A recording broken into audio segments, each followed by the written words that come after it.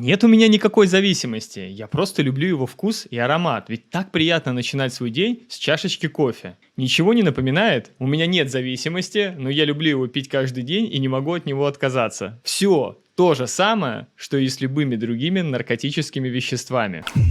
Друзья, всем привет! Меня зовут Владимир, и сегодня мы продолжаем разбирать основные ошибки, которые влияют на ваше физическое и психическое здоровье. В предыдущих видео мы с вами подробно поговорили о воде, о жирах, о свежей пище, о сахаре, о фруктах, о жевании и ряде других моментов. Обязательно посмотрите эти видео на канале. Если вы еще не подписаны на канал, то обязательно сделайте это прямо сейчас, чтобы не пропустить выход следующих видео. Ну как же так? Кофе же ведь не наркотик, скажете вы. Ну, как вам сказать, на самом деле это самый настоящий наркотик. Кофеин относится к сильнодействующим веществам. Просто обычно вы привыкли считать наркотиками те продукты, которые запрещены. И в голове не укладывается, что кофеин относится к группе сильнодействующих веществ, вызывающих зависимость и оказывающих серьезное влияние на ваше физическое и психическое здоровье. Вещества, содержащиеся в кофе, вызывают активацию опиоидных рецепторов в вашем головном мозге. Чтобы вы понимали всю серьезность, кофеин внесен в список запрещенных веществ антидопинговой комиссии Олимпийского комитета. Кофе – это легальный,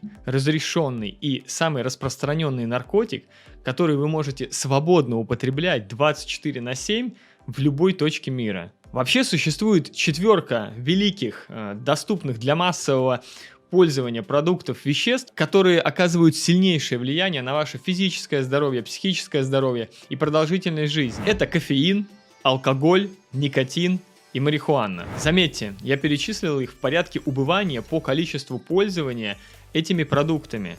Вот о трех последних мы поговорим с вами в следующих видео. Сегодня только про кофе. Потому что кофе — это самый распространенный продукт. Его употребляет около 2 миллиардов людей каждый день. Вы только представьте, какой это огромный бизнес. А раз это чей-то бизнес, значит кому-то выгодно, чтобы вы покупали этот продукт. А значит кто-то будет тратить деньги на его рекламу. Вы вспомните свои ощущения в детстве. Каждый, кто пробовал кофе первый раз, он выплевывал и говорил: фу, горько и невкусно. Но со временем, опираясь на опыт окружающих нас людей, кино, телевидение, рекламу, нас убедили, что кофе – это вкусно и полезно, особенно если его разбавить молоком и добавить туда сахара. У нас появилась привычка его пить. Но зачем это делать? Кому надо прививать эту привычку? Это очень интересный вопрос, и для того, чтобы на него ответить, нам необходимо ненадолго погрузиться в историю, чтобы понять, как кофе обрел такую массовую популярность. Давайте перенесемся в 1850 год, начало второй промышленной революции. Появляется конвейерный тип производства, увеличивается количество крупных компаний, растет производительность труда. Все бы хорошо, но единственным слабым местом в этом росте остается человек с его ограниченной работоспособностью. Люди же не роботы, они же не могут работать сутками, они могут допускать ошибки в результате усталости, потери фокуса внимания и так далее. И у компании появилась задача повысить производительность людей, чтобы они могли выполнять больше своих трудовых обязанностей и при этом сократить количество ошибок. И так получилось, что самым доступным компонентом, который повышал производительность человека в то время, был кофе. Ведь было известно, что кофеин на время повышает концентрацию внимания и придает сил. Какое это оказывает влияние на здоровье человека, на его продолжительность жизни, конечно же, никто не задумывался. Главное, что кофе повышает эффективность людей. На производствах стали массово внедрять использование этого продукта.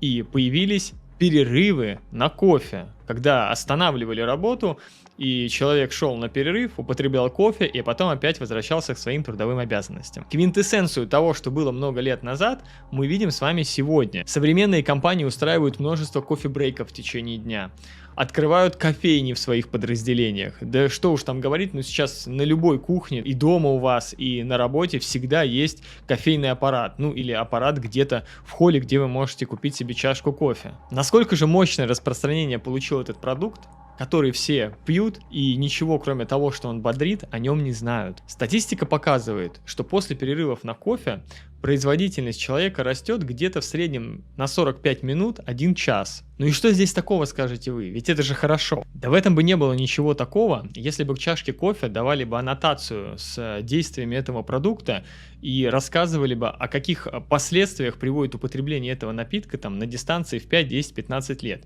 В принципе, то же самое, что и происходит с лекарственными препаратами, которые вы покупаете в аптеке. Везде есть вкладыш с аннотацией. Но кто будет вам рассказывать о побочных действиях, о том, как кофе влияет на самом деле на ваше физическое и психическое здоровье в долгосрочной перспективе, если всем выгодно, чтобы вы его пили? Ну, никто вам не будет об этом рассказывать, кроме меня. Все, что вы сейчас знаете о кофе, продиктовано компаниями, которые продают миллиарды тонн кофе в год. Именно они продвигают информацию о безопасности и полезности этого напитка для вашего здоровья. Я проводил опрос в своем канале Telegram, и более 50% участников указали, что они употребляют кофе каждый день, причем не одну, а более 2-3 чашек. А это на самом деле очень и очень много. А когда я выложил пост про кофе в соцсетях первый раз, и он разлетелся огромным охватом, некоторые люди доказывали мне, что ведь, ну кофе, его же полезно пить, ведь в интернете же написано много статей на эту тему. Если что, то то, что вы читаете в интернете, называется контент-маркетинг. Для вас пишут какую-то рекламную статью, по типу британские ученые сказали, открыли, нашли, на основе которой вы потом принимаете решение. Но есть же исследования о пользе кофе, скажете вы. Во-первых, вы лично эти исследования читали? Разбирались, что к чему на самом деле там в этих исследованиях? А во-вторых, как вы думаете, кто спонсирует эти исследования? Если вы думаете, что их проводят независимые лица, то, увы, нет. Их проводят производители. А кто за исследование платит? Тот и заказывает результат. Компании тратят миллиарды долларов на рекламу для того, чтобы создать у вас впечатление, что кофе это полезно, что он повышает низкое давление, что он полезен для сосудов и что его можно пить каждый день. Поэтому вы видите статьи в интернете, журналах, рекламу по телевизору, и даже выводы экспертов о том, что кофе это полезно. Еще раз, вы только вдумайтесь, размер рынка 2 миллиарда человек в день. Это бизнес, поэтому об обратной стороне вы никогда ничего не услышите, потому что это просто не принесет денег тем, кто будет заниматься продажей этого продукта. Один из главных каналов продвижения кофе это кино. В каждом фильме или сериале вы видите человека со стаканчиком кофе, который его пьет, и у вас складывается впечатление, что ну в этом же нет ничего страшного, вот главный герой его пьет, значит и я тоже так могу. Что это наоборот красиво, приятно, вкусно, посидеть с чашечкой кофе. И потом вы сами не замечаете, как идете в кофейню или к кофейному аппарату и наливаете себе чашечку кофе и повторяете то же самое, что вы видели в кино. На самом деле вам просто продали эту идею употребления кофе. Вы только представьте, что если бы тратились миллиарды долларов на продвижение свежих овощей и фруктов, вы бы знали, что надо не кофе пить, а есть свежие продукты 3 раза в день и начинать свой день обязательно с фруктов. Да черт возьми, автор, что ты такое говоришь? Все же знают, что с фруктов нельзя начинать, что их нельзя натощак, там, на голодный желудок, и уж тем более с утра. Кто все? Я, например, знаю обратное. Я очень рекомендую посмотреть предыдущие видео про фрукты, сахар и свежую еду. Там вы узнаете больше об этой теме. Кстати, как вы заметили, я тоже занимаюсь контент-маркетингом. Причем делаю это прямо сейчас. Записываю для вас видео. Только мой бюджет на рекламу не миллиарды долларов, а мое личное время, чтобы записать это видео для вас, и ваши репосты с лайками. Согласен, битва, конечно, неравная, но с чего-то же надо начинать. Поэтому не забудьте поддержать пост лайком и отправить это видео тем, кому оно может быть полезно. На самом деле кофеин – это самый масштабный и неконтролируемый эксперимент над продолжительностью жизни человека. Вроде бы всего 1 или пару чашек кофе в день, а на дистанции в несколько лет такое систематическое употребление кофеина выводит из строя ваши надпочечники, которые отвечают за выработку адреналина и огромного количества других гормонов в вашем теле. Надпочечники – это ваше правительство, которое заботится о благополучии и здоровье вашего организма. Если они ослабевают, то весь ваш организм приходит в упадок. Какое же влияние оказывает 1 выпитая чашка кофе на ваш организм? Я выделил 3 пункта. Первый – Это выброс адреналина в кровь и износ надпочечников в ответ на употребление кофеина. Учащение пульса, повышение давления, концентрация внимания, бдительности – это все симптомы выработки адреналина. Такая каждодневная стимуляция приводит к истощению надпочечников и, как следствие, к проблемам с гормонами. Да-да, сейчас привет всем, кто пытается понизить свое низкое давление за счет употребления кофе. Вместо того, чтобы разобраться в причине, в реальной причине вашего низкого давления, вы просто пытаетесь воздействовать на симптом. Это то же самое, что заедать просто обезболивающими какую-то проблему. Второе. Кофе вносит изменения в работу циркадных ритмов, которые отвечают за циклы сна и бодрствования. В вашем организме вырабатывается такой гормон, как аденозин, который отвечает за усталость вашего организма. Когда вы хорошо спите, то при пробуждении утром аденозин у вас минимальный, и вы чувствуете себя бодрым и энергичным. Потом аденозин в течение дня у вас накапливается, и к вечеру его концентрация в крови максимальная, что позволяет вам легко отходить ко сну и быстро засыпать. И вот так получилось, что молекула кофеина, она схожа с молекулой аденозина, которую вырабатывает ваш организм. Когда вы пьете кофе, молекула кофеина занимает место вашей молекулы аденозина и блокирует информацию о поступающей усталости. И ваши молекулы аденозина не могут дойти до места назначения, так как их место уже кто-то занял. То есть вы не становитесь бодрее, вы лишь на время перестаете чувствовать усталость. Но это не значит, что усталость куда-то делась. Аденозин-то все время накапливается у вас в крови. И в итоге наступает такой момент, когда организм очищается от кофеина, а период полувыведения кофеина это от 3 до 6 часов, в зависимости от вашего образа жизни и текущего состояния здоровья. Так вот, когда кофеин выходит, то все молекулы аденозина ударяют по вашему организму с двойной, с тройной силой. И вы чувствуете резкую просадку сил. И что обычно происходит? Вы снова хотите пойти выпить чашечку кофе, чтобы подзарядиться. И в итоге вы попадаете просто в замкнутый круг. И вот если вам с утра тяжело просыпаться, если вам просто невероятно тяжело оторвать голову от подушки, то это говорит о том, что ваш уровень аденозина ночью просто не понизился. То есть вы спали, а понижение аденозина не произошло. И вы просыпаетесь с высоким уровнем аденозина, и единственное, конечно, что вы можете сделать, это пойти и выпить чашку кофе для того, чтобы хоть как-то привести себя в состояние бодрствования. А знаете, почему так происходит?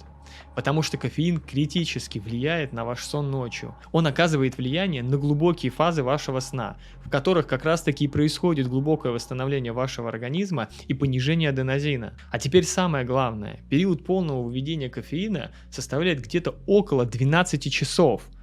То есть, если вы выпили чашку кофе в 3 часа дня, то кофеин будет оказывать влияние на ваш организм и мешать погружению организма в глубокий сон до 3 часов ночи. А при постоянном употреблении нескольких чашек в день этот процесс будет идти еще дольше. Из вас могут быть те, кто скажет: да я вроде нормально сплю. Хотя сон — это будет тема для отдельного видео, но я все же поясню сейчас. Просто закрыть глаза вечером и проснуться утром — это еще не сон. У нас есть несколько фаз сна. Вы можете вроде спать, и даже долго, но в нужные фазы не погружаться. И кофе является как раз таки одним из веществ, который оказывает влияние на качество и глубину вашего сна. И многие из вас так привыкают к поверхностному сну, что уже даже и не знают, а как может быть по-другому. В принципе, уже только этих 2 пунктов достаточно, чтобы пересмотреть свое отношение к кофе. Но, друзья, обратите внимание, я не призываю вас отказываться от кофе. Я лишь повышаю ваш уровень осознанности, чтобы вы были осведомлены, что и к чему приводит,